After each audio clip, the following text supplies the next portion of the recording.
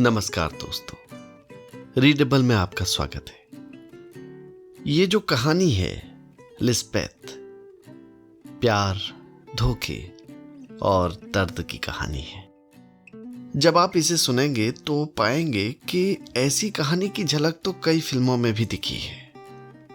आपको परदेसियों से ना अखियां मिलाना, परदेसी परदेसी जाना नहीं जैसे गाने गुनगुनाने का मन करेगा।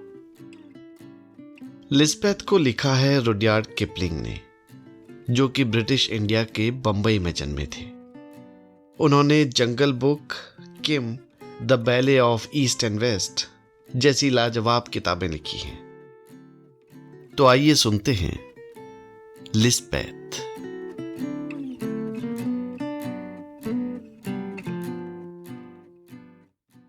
उसके पिता का नाम था सोनू, मां का नाम जाढ़ी, जो पहाड़ी लोग थे और हिमालय के एक गांव में रहते थे।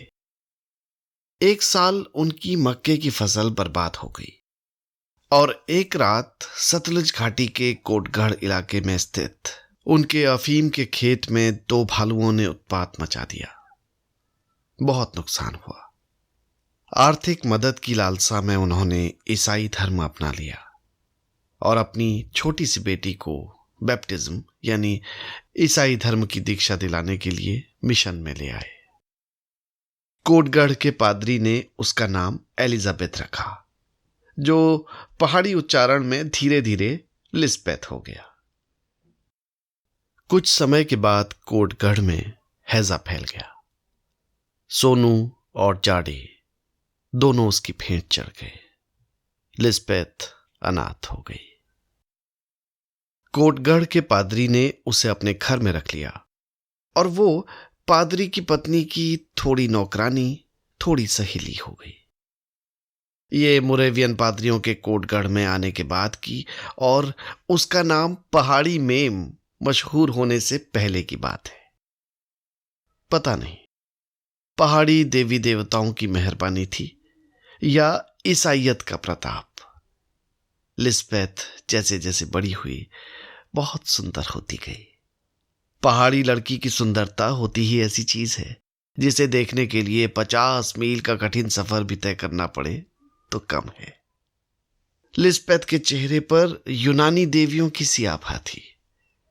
ऐसा चेहरा जिसे लोग अपनी कल्पनाओं में चित्रित करते हैं पर रूबरू बहुत कम देख पाते हैं।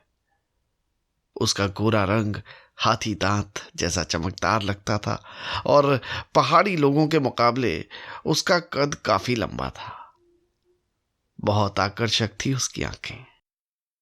अगर उसने ईसाई मिशनरियों के फीके रंगहीन कपड़े न पहने होते और आप उसे चटकीली पहाड़ी पोशाक पहने किसी पर्वत के ढलान से उतरते देखते तो आपको लगता कि रोम की डायना शिकार करने निकली है। कुछ पहाड़ी लड़कियां बचपन में किसी वजह से ईसाई बन जाएं तो भी जवान होने पर ईसाई धर्म छोड़कर अपने लोगों में चली जाती हैं, पर लिस्बेथ ने ऐसा नहीं किया। वे लोग उससे चिढ़ने लगे थे कि लिस्बेथ तो खुद को पूरी मेम साहिब ही समझने लगी है। और पादरी की पत्नी भी असमंजस में थी। एक 5 फुट 10 इंच की इस देवी सी दिखने वाली लड़की से वो बर्तन तो नहीं मजवा सकती थी, तो उसे पादरी के बच्चों की देखरेख, उनके साथ खेलने का और इतवार के स्कूल में पढ़ने का और ढेर सारी किताबें पढ़ने का काम मिला। लिस्बेथ दिन ब दिन और खूबसूरत होती गई, परी कथाओं की राजकुमारी की तरह। पादरी की पत्नी का मानना था कि लिस्बेथ को शिमला या कहीं और नर्स बन जाना चाहिए या कोई और सम्मानजनक नौकरी कर लेनी चाहिए, लेकिन लिस्बेथ ने इनकार कर दिया और कहा, मैं जहां हूं खुश हूं। यहां तक कि शहर से कोई कभी कोटगढ़ आता तो वो डर के मारे खुद को कमरे में बंद कर लेती ताकि कहीं उसे शिमला या कहीं और भेज न दिया जाए। लिस्बेथ अब 17 साल की हो चुकी थी। उसे घूमने का बहुत शौक था, पैदल घूमने का, और वो अंग्रेजी मेमों की तरह 1.5-2 मील टहलकर घोड़े पर बैठकर वापस आने वालों में नहीं थी। वो कोटगढ़ और नारकंडा के बीच 20-25 मील पैदल घूम कर आती थी। एक बार जब वो वापस लौटी तो सांझ हो गई थी। वो अपने कंधे और बाहों का सहारा देकर अपने साथ किसी को लेकर आई थी।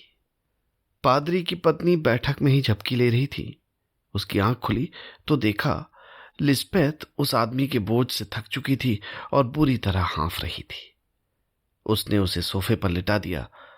वो लगभग बेहोश था, जोर जोर से सांस ले रहा था। कौन है ये? पादरी की पत्नी ने पूछा। पता नहीं, बागी रोड पर मिला। बहुत हालत खराब है इसकी, लिस्बेथ बोली। बुरी तरह घायल है बेचारा, हमें देखभाल करनी होगी। पादरी की पत्नी ने ध्यान से देखा। वो एक अंग्रेज नौजवान था। उसके सिर पर गहरी चोट लगी थी, बहुत खून बह चुका था। कैसे लगी इसे चोट? उन्होंने पूछा। मुझे नहीं मालूम। जब मैंने देखा तो ये एक खड्ड में गिरा पड़ा था। बहुत मुश्किल से यहां तक लाई। वक्त पर इलाज न मिलेगा तो जान नहीं बच पाएगी इसकी।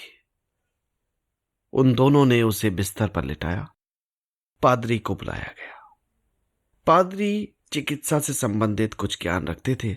उन्होंने इलाज शुरू किया। घावों को धोया, मरहम लगाया, पट्टी की। लिस्बेथ उस अंग्रेज के लिए बहुत चिंतित रहने लगी। हर समय उसकी देखभाल, मरहम पट्टी, दवाओं का ध्यान रखने लगी। उसके जल्दी होश में आने और ठीक होने की दुआएं करने लगी। लिस्बेथ का एक जवान अंग्रेज के प्रति ऐसा लगाव और सेवा देखकर पादरी की पत्नी का मन खटका। उसने लिस्बेथ को बुलाया और कहा, तुम कुछ ज्यादा परेशान हो रही हो, इसके लिए कुछ दिन लगेंगे, वो ठीक हो जाएगा। हाँ, भगवान करे ऐसा ही हो, लिस्बेथ ने बहुत उदास होकर कहा। उसकी आंखों से आंसू झरने लगे। क्या हुआ? क्या बात है? लिस्बेथ ने उनसे अपने दिल का हाल नहीं छिपाया। मुझे उससे प्यार हो गया है। क्या? कब से? पादरी की पत्नी को धक्का सा लगा। जब से मैंने उसे देखा है तभी से। मैं बस इतना चाहती हूं वो जल्दी से अच्छा हो जाए। मैं अपने प्यार का इजहार करूं और हम शादी कर लें। पहली बार लिस्बेथ के मुंह से इस तरह की बात सुनकर पादरी की पत्नी हिल गई। आप पादरी जी से कहकर उसके साथ मेरी शादी कराएंगी ना? लिस्बेथ ने जिद सी करते हुए कहा। पत्नी ने पादरी को यह सब हाल कह सुनाया तो वो बहुत नाखुश हुए। दोनों ने कई मर्तबा लिस्बेथ को समझाने की कोशिश की, उसके आचरण को गलत ठहराया। वो शांति से सुनती रही लेकिन अपनी बात पर अड़ी रही। उफ, कितना मुश्किल है ईसाइयत के लिए तुम पूरब के लोगों की असभ्य प्रवृत्ति को सुधारना। पहली नजर का प्यार, पादरी ने झल्ला कर कहा। लेकिन लिस्बेथ को अपने मन का मीत मिल चुका था। उसने खुद को पूरी तरह उस अंग्रेज की सेवा में खुला लिया। पादरी और उनकी पत्नी की नसीहतें कुछ काम न आई। अब लिस्बेथ का उद्देश्य सिर्फ अपने प्यार को पाना, उससे शादी करना रह गया था। मेहनत रंग लाई। 2 सप्ताह तक बुखार में तपने तड़पने के बाद अंग्रेज की हालत में सुधार होना शुरू हुआ। वो पादरी, उनकी पत्नी और लिस्बेथ की दयालुता को देखकर अभिभूत था। उसे जैसे नया जन्म मिल गया था। उसने उन लोगों का, खासकर लिस्बेथ का बहुत शुक्रिया अदा किया। वो इंग्लैंड से पूरब की यात्रा करने निकला था। शिमला से इस गांव में वो पौधों और तितलियों की अलग अलग किस्मों का संग्रह करने आया था। शिमला में भी कोई उसका परिचित नहीं था। उसने बताया कि एक चट्टान से लगे पुराने पेड़ के तने पर पनपे फर्न को तोड़ने की कोशिश में वो फिसल कर नीचे खड्ड में गिर पड़ा था। उसके कुली उसका सारा सामान लूटकर और उसे उसी हालत में छोड़कर भाग गए। थोड़ा ठीक होकर वो शिमला चला जाएगा। वैसे भी अब और पहाड़ों में भटकने का उसका मन नहीं है, लेकिन उसकी तबीयत सुधरने की रफ्तार बहुत धीमी थी। जब पादरी और उनकी पत्नी की सलाह को लिस्बेथ अनसुना करती रही तो उन्होंने सीधे उस अंग्रेज को ही बता दिया कि लिस्बेथ के मन में क्या चल रहा है। उसे ये सुनकर हंसी आ गई। हालांकि उसे ये बहुत प्यारा रोमांटिक भी लगा, हिमालय की गोद में मचलती किसी हसीन कविता जैसा। वहां इंग्लैंड में मेरी मंगनी हो चुकी है। मेरी तरफ से ऐसा कुछ नहीं होगा, आप निश्चिंत रहिए। मैं उसके सामने सोच समझकर ही व्यवहार करूंगा, उसने पादरी दंपति से कहा। और ऐसा ही उसने किया भी। जैसे जैसे वो स्वस्थ हो रहा था, लिस्बेथ और वो ज्यादा समय साथ साथ गुजारने लगे थे। वो संयमित तरीके से पेश आता था, फिर भी उसे लिस्बेथ से बात करना, उसके साथ टहलने जाना, उसकी तारीफ करना, उसे अलग अलग प्यारे प्यारे नामों से पुकारना अच्छा लगता था। हालांकि अक्सर वो यूं ही या लिस्बेथ का मन रखने के लिए भी उसके साथ समय बिताया करता था, और उसके लिए इस सब का कोई खास महत्व नहीं था। लेकिन लिस्बेथ के लिए यही सब कुछ था। उसकी बातें, उसके साथ गुजारे लम्हे, उसकी दवाइयों, उसकी जरूरतों का ख्याल, यही लिस्बेथ की दुनिया हो गई थी। वो मान चुकी थी कि उसने अपने सपनों का राजकुमार, अपने जीवन का प्यार पा लिया है। वो बहुत खुश थी। जैसा कि पादरी ने कहा था, ईसाई बन जाने से भी उसकी असभ्य देसी प्रवृत्तियां खत्म नहीं हुई हैं। वो कभी भी अपनी भावनाओं को छिपाती नहीं थी, अंग्रेज के सामने भी खुलकर इजहार करती थी। लिस्बेथ के भोलेपन पर वो सिर्फ आनंदित होकर रह जाता था। जिस दिन वो अंग्रेज लौट रहा था, लिस्बेथ उसे छोड़ने नारकंडा तक साथ गई। बेचारी उस रोज बहुत दुखी थी। पादरी की पत्नी, जो खुद को आदर्श ईसाई मानती थी, व्यर्थ के झंझटों में नहीं पड़ना चाहती थी। लिस्बेथ को समझाना उनके बस से बाहर था, इसलिए उन्होंने अंग्रेज को बोल दिया था, अभी तुम उसे यही बोल देना कि वापस आकर तुम उससे शादी कर लोगे।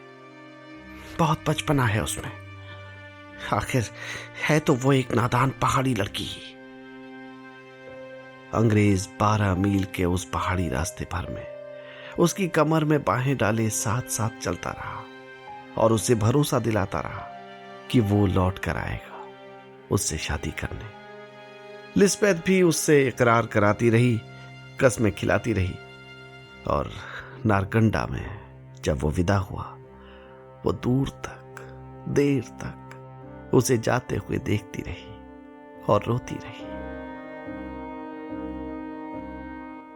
कोटगढ़ लौट कर आने पर उसने पादरी की पत्नी को बताया, वो वापस आकर मुझसे शादी करेगा। यही बात वो अपने लोगों को बताने गया है। पादरी की पत्नी ने भी उसे दिलासा दी। 2-3 महीने बीत गए। लिस्बेथ अधीर हो उठी। तब उसे बताया गया कि वो अंग्रेज 7 समंदर पार अपने देश इंग्लैंड चला गया है। इंग्लैंड कहाँ है, भूगोल की किताब में उसने पढ़ा था, पर उस पहाड़ी लड़की को समंदर के अथाह विस्तार का आभास नहीं था। एक पुराने से दुनिया के नक्शे को निकालकर वो उसमें आंख गड़ाई रहती, भीगी आंखों से कल्पना करती रहती कि अब उसका अंग्रेज कहां पर होगा। न उसे पानी के जहाजों का पता था, न स्टीम बोटों का। उसका अंग्रेज अब कहां चला गया था, उसे अंदाजा भी नहीं था। जैसा कि उस अंग्रेज का वापस आकर एक पहाड़ी लड़की से शादी करने का कोई इरादा नहीं था, वो जल्दी ही लिस्बेथ को भूल गया। कोटगढ़ से जाने के बाद वो आसाम में तितलियों की प्रजातियों की खोज में निकल गया था। बाद में उसने अपने पूरब के अनुभवों पर एक किताब भी लिखी जिसमें लिस्बेथ का कहीं जिक्र नहीं था। इधर 3 महीने गुजर जाने के बाद से रोज लिस्बेथ नारकंडा तक जाने लगी कि कहीं उसका अंग्रेज उसे दिख जाए। हर आने जाने वालों में अपने प्यार को ढूंढना उसका शक्ल बन चुका था। ऐसा करने में उसे एक अजीब सी खुशी मिलती। उसके चेहरे की उदासी दूर हुई देखकर पादरी की पत्नी को भी लगा कि वो उस अंग्रेज को भूल गई है। शुक्र है थोड़ी अक्ल आई इसको। लेकिन कुछ समय बाद लिस्बेथ का घूमने जाना भी बंद हो गया। उसे निराशा और अवसाद ने घेर लिया। पादरी की पत्नी ने भी सोचा कि अब समय आ गया है, उसे सच बता दिया जाए। सच कि उस अंग्रेज ने लिस्बेथ के साथ प्यार का नाटक सिर्फ उसे बहलाने और शांत रखने के लिए किया। सच कि उसका प्यार सिर्फ एक छलावा, एक दिखावा था। सच कि लिस्बेथ जैसी एक पहाड़ी छोकरी का एक कुलीन अंग्रेज से विवाह करने की बात सोचना भी नैतिक और सामाजिक रूप से गलत है। सच कि चाहे दिखने में वो कितनी सुंदर हो, फिर भी वो इस लायक नहीं हो जाती कि एक अंग्रेज उसे अपना ले, क्योंकि हम अंग्रेज तुम देसी लोगों से बहुत ऊंची नस्ल के होते हैं। और सबसे बड़ा सच ये कि वो इंग्लैंड में अपने लोगों में ही एक लड़की को शादी करने का वचन दे चुका है, सगाई कर चुका है। ये सब सुनकर लिस्बेथ को विश्वास नहीं हुआ। उसने कहा, असंभव है। यहां उसने खुद मुझसे कहा था कि वो मुझे चाहता है, और आपने भी तो कहा था कि वो वापस आएगा। आप दोनों की कही बात कैसे झूठ हो सकती है? हम दोनों ने तुम्हें शांत रखने के लिए ऐसा कहा था। क्या आप दोनों ने मिलकर झूठ बोला मुझसे? लिस्बेथ का दिल टूट गया। वो रोने लगी। आपने मुझसे झूठ बोला, और उसने भी मुझे गुमराह किया, मुझे धोखा दिया। पादरी की पत्नी ने सिर झुका लिया, कुछ न बोली। लिस्बेथ रोते रोते वहां से नीचे घाटी की तरफ चली गई, और जब लौटी तो वो पहाड़ी लड़की की पोशाक में थी। मैले कुचैले पारंपरिक कपड़े, पर बिना नथ और झुमकों के। उसने बालों में लंबी चोटी बनाई थी और उसे काली डोरी से बांधा हुआ था, बिल्कुल पहाड़ी औरतों की तरह। वो बोली, मैं अपने लोगों में वापस जा रही हूं। तुमने लिस्बेथ को मार डाला है, और अब जो बची है वो है सोनू और जाड़ी की बेटी, जन्म से भी और धर्म से भी पहाड़ी लड़की, जो अब अपने गांव में किसी के घर की नौकरानी है। मैं अपने लोगों में जा रही हूं, क्योंकि तुम अंग्रेज झूठे हो, तुम सब अंग्रेज झूठे हो।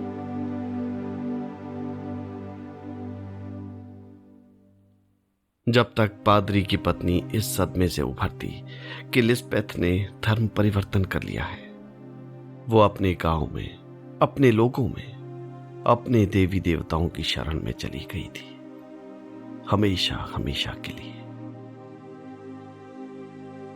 उसने पहाड़ के लोगों को और उनकी परंपराओं को अपना लिया था। कुछ समय बाद उसने एक लकड़हारे से शादी भी कर ली, जो कई बार शराब पीकर उसे पीटा करता था। बहुत जल्द ही लिस्बेथ की खूबसूरती भी ढल गई। पादरी की पत्नी कहती फिरती, कोई तरीका नहीं जिससे आप इन जंगली लोगों को सभ्य बना सको। एलिजाबेथ यानी लिस्बेथ बेशक हमारे साथ इतने साल रही, फिर भी दिल से और हरकतों से वो हमेशा काफिर ही थी। उसे इतने साल इंग्लैंड के किसी चर्च में भी रखा होता ना, तब भी उसकी असभ्यता, उसका जाहिलपन दूर नहीं हो सकता था। जब लिस्बेथ की मृत्यु हुई तो वो बहुत बूढ़ी हो चुकी थी। उसकी अंग्रेजी बोलने की दक्षता हमेशा कायम रही, और जब कभी वो ठीक ठाक पी लेती तो अपने पहले प्यार के किस्से सबको बड़ी मासूमियत से सुनाया करती। और तब उसके छुर्रियों से चिमड़े हुए चेहरे और मध्यम पड़ चुकी आंखों को देखकर कौन कह सकता था कि ये वही है, Lisbeth of the Kotgarh mission, Kotgarh की मेम लिस्बेथ।